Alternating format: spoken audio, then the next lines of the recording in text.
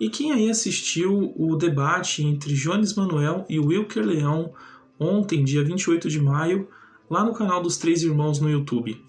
Foram mais de 3 horas de uma conversa que se pretendia ser sobre a educação no Brasil. Nesse vídeo aqui eu pretendo fazer um apanhado geral e as minhas impressões sobre aquela conversa. O Jones é um sujeito que eu já conhecia, cujo trabalho intelectual e a divulgação científica que ele promove eu admiro e respeito bastante, né? Notadamente é alguém que possui uma grande bagagem intelectual, com muita leitura, com muitas fontes, muitas citações, e apesar de haverem pontos em que seja possível discordar de algumas premissas, de algumas teses, é inegável que possui bons argumentos, plausíveis, com autores consagrados no tema. Ele traz sempre números, muitos dados e plausibilidade e rigor científico. O Jones tem se destacado aí mais recentemente, indo em vários podcasts e fazendo debates. A sua proeminência, a sua oratória tem se destacado bastante. Eu já acompanhei mais um debate que ele teve com Kim Kataguiri e, na minha concepção, saiu vencedor, né? Até porque os adversários sem condição. Então o Jones ele é de uma grande envergadura intelectual. E você pode perceber que ali no debate ele sempre traz vários autores, várias citações de textos. É algo esperado para um debate sério sobre temas de relevância nacional, como no caso da educação. Ao contrário do Wilker Leão, que é um sujeito que me chamou muita atenção. Eu já tinha visto alguns vídeos sobre ele, não tinha ido no canal dele ver o que ele faz, o que ele posta, mas o debate me convidou a conhecer um pouco mais e entender esse sujeito.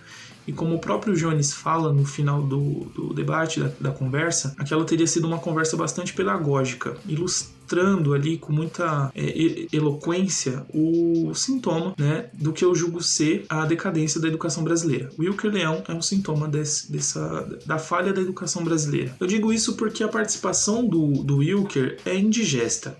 É difícil e é extremamente cansativo ouvir ele falar. Dá pena. Mas aí quando eu fui lá no canal dele conferir os vídeos e o que ele faz, eu descobri que ele não é um sujeito digno de pena. Pelo contrário. O Wilker ele teve 5 minutos de fama ali na internet, expondo áudios principalmente, mas também vídeos de professores e alunos da Universidade Federal de Brasília, a UNB, que é uma das maiores universidades do país, uma das mais prestigiadas, um grande centro de produção de pesquisa, enfim, de inovação, de tecnologia.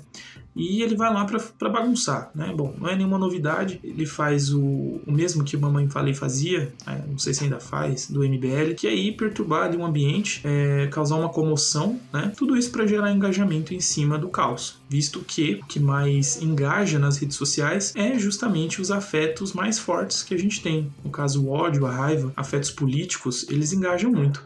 E assistindo os vídeos do Wilker, não tem como você não sentir talvez alguma raiva ali, algum sentimento de ódio, mas é tudo o que é esperado para esse tipo de conteúdo. É o que faz você ficar mais tempo ali e é o que faz você engajar no canal, no conteúdo dele. Então ele, na condição ali de discente do curso de História da UNB, ele chega lá, grava a galera, grava o rosto dele, fazendo interlocução com o pessoal, e tem uma discussão, um debate se isso é permitido por lei, se não é, enfim.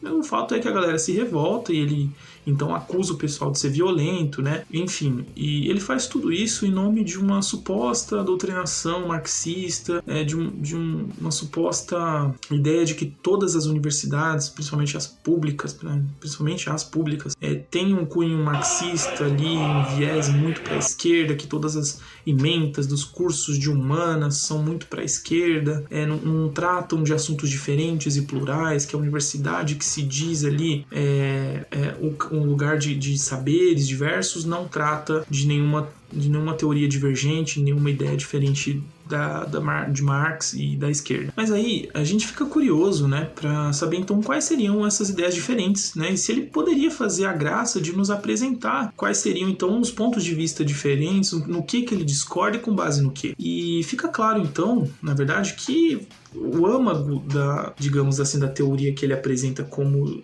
dissonante do status quo marxista da universidade seria o neoliberalismo. E aí, beleza, ótimo, maravilha. O neoliberalismo, que é uma categoria sociológica, filosófica, que é amplamente estudada dentro das ciências humanas, no seu caráter crítico, enfim, reflexivo, a gente estuda sobre isso. Então, quais autores ali defendem o neoliberalismo, do que eles falam, como falam, quais são os conceitos que eles operam, que eles trabalham, para que a gente possa criticar ou concordar. Bom, para surpresa de alguns e para outros não, o Wilker não traz no debate absolutamente nenhum conceito. Ele não opera nenhuma explicação, né, do que então ele entende por neoliberalismo, quais são os autores então que ele estuda, que ele se debruça, quais são as críticas. Não fala, né? Em algum momento ali ou outro, ele cita Milton Friedman, que é prêmio Nobel em Economia dos anos 70, mas que não é educador, e o debate era sobre educação, o que gera um problemão ali entre eles. Porque, num determinado momento, eles entram numa discussão sobre escola básica, né, já que o Wilker lança um argumento comum pela direita e etc., de que se investe muito em educação superior e pouco na educação de base, né, e por isso talvez o Brasil tenha tantos déficits educacionais. Ótimo. Então vamos falar de educação básica. O Jones puxou a discussão então para números e dados ali importantes sobre a carreira docente, sobre evasão escolar, enfim, etc, um monte de coisa. A estrutura das escolas, que é absolutamente precária. Eu, na condição de professor, me senti ali contemplado nas falas do Jones, né? E o Wilker ficou alheio àquele assunto, né? E a única coisa que ele conseguiu ali pensar, elaborar, seria então a parceria público-privada, a salvação do mundo neoliberal, né? Seria ali a Arca de Noé de Milton Friedman. Porém, ele não explicou em nenhum momento como que seria então essa parceria público-privada para solucionar o problema das escolas. Disse lá, por exemplo, que as escolas, os governos, as prefeituras poderiam fazer acordos com escolas técnicas e profissionalizantes como o Senai, o Senac, levar os estudantes para lá. Bom, eu até achei interessante, mas como que isso ia acontecer? O estudante ia para o colégio dele, depois ele iria para a escola técnica, ele pegaria 2 conduções, quem que ia pagar? Será que ia ter perto de onde ele mora? Quanto que ele ia ter que se deslocar? E essas escolas aí, Senai, Senac, enfim, seja quais forem, elas iam chegar no interior e elas iam oferecer o mesmo curso, com a mesma qualidade, com a mesma infraestrutura. De onde elas iam tirar dinheiro? Já que a lógica dentro do neoliberalismo é o lucro, como que eu vou levar um serviço de qualidade numa cidadezinha do interior que tem poucos habitantes e que não daria lucro? Perceba que tem questões sociais que são mais importantes do que o retorno financeiro. Inclusive, essa questão é feita por um ouvinte do podcast, né, feito ali pelo entrevistador, que o Wilker deixa passar batido, seja porque ele não entendeu a pergunta, seja porque ele realmente não quis responder. Mas existe a questão de que a educação, assim como outros setores da atividade pública, elas precisam existir independentemente de gerar lucro ou não. Então nem sempre a lógica da oferta e da demanda ela pode ser aplicada, justamente porque você vai precisar de escolas em regiões que não vai ter lucro, e você precisa que haja escolas ali. Você precisa colocar hospitais em lugares que não vai ter lucro, mas as pessoas precisam de saúde, assim como precisam de educação, como precisam de saneamento básico. Então, meio que ele fugiu dessa questão, não explicou, e, óbvio, a gente tira a consequência, né, de, assim como o Wilker, muitos que, então, são partidários das teses neoliberais, enfim, não conseguem, pelo menos na minha experiência, no que eu vejo, articular muito bem como que isso aconteceria, de que forma, como garantir que isso funcione bem, né? Então, isso ia, de certo modo, se você então você cria vários institutos aí de parceria privada, um custo para o Estado. E se a ideia seria diminuir custos do Estado, então fica elas por elas. Não seria melhor, então, continuar investindo no setor público e ter uma escola pública de qualidade, decente, com professores que estão capacitados, professores que estão bem para trabalhar, que têm uma estabilidade no emprego, que têm um salário condizente com a sua formação, que têm um plano de carreira, que não sofrem assédio? Não é melhor assim? Então, enquanto o Jones citou ali um sem número de autores diferentes, que é incrível até, admirável a memória dele, né, para lembrar de tantos textos, tantos autores, um sinal muito claro de que ele estuda muito, né, de que ele se debruça muito sobre esses assuntos. O Wilker citou apenas um, Milton Friedman, e nem sequer explicou e se debruçou sobre as teorias do homem. Eu acho que, assim como muitos, eu pensei que é óbvio, então, que o Wilker é alguém completamente alheio à discussão que está sendo feita ali. Mas eu, como professor, percebo que esse tipo de discurso ele pode ser muito sedutor, sobretudo para os jovens, né? De alguma maneira, ele tem muita aderência, muita adesão. Então eu acho que se faz necessário rever, ressuscitar ali as falas dele para que a gente traga elas para algum tipo de reflexão, mesmo que mínima. E assim a gente consegue demonstrar, ou pelo menos colocar à luz da razão, o porquê que sujeitos como Wilker eles não se criam dentro da universidade pública, porque eles não leem, porque eles não têm substância teórica, como diz o Jones Manuel, perdão.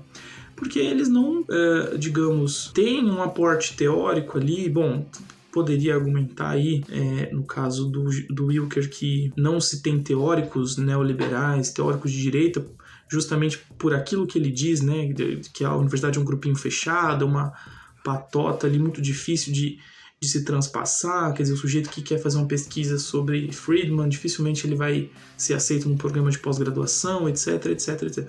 Bom, mas no mundo inteiro é assim, não tem muitos pesquisadores, você não consegue articular ideias e conceitos que outras pessoas pensaram, no caso ali específico do Wilker Leão, quer dizer, você não consegue trazer ali mais do que um pensador, trouxe só o Friedman, não tem outros, não tem outra bagagem. Claro que tem, né? É que o Wilker não conhece, né? Ele não tem esse estudo, não tem essa bagagem.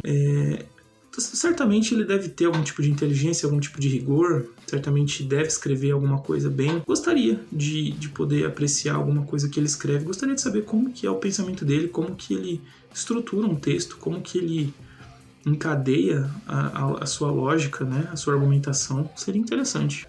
Por fim, eu queria deixar uma reflexão, né? Bom, visto que o bom senso, como diz a filosofia, é a coisa mais bem distribuída entre os homens, vira e mexe, a gente é chamado a responder sobre algumas faltas, sobre algumas falhas do nosso juízo. E quando acontece, nós notamos quem é o sábio e quem é o tolo. O sábio, ele se cala e admite não saber. Já os tolos, eles não se calam, não reconhecem, não analisam os próprios erros. Como cães, ficam dando voltas à procura do próprio rabo. Eles criam um mundo e vivem nele. Wilker, para mim, é a mais expressiva figura do tolo que eu já vi na minha vida, pelo menos até o momento, né? De se reconhecer até que ponto pode chegar um indivíduo preso às suas próprias convicções, como se fosse um poço sem fundo. Não há limite para a ignorância humana. E fica também uma reflexão como que as redes sociais elas têm produzido cada vez mais e mais esses tolos, assim como o Wilker. Então a gente precisa falar sobre educação, redes sociais e como que esses sujeitos estão se proliferando no mundo digital, com consequências no mundo físico.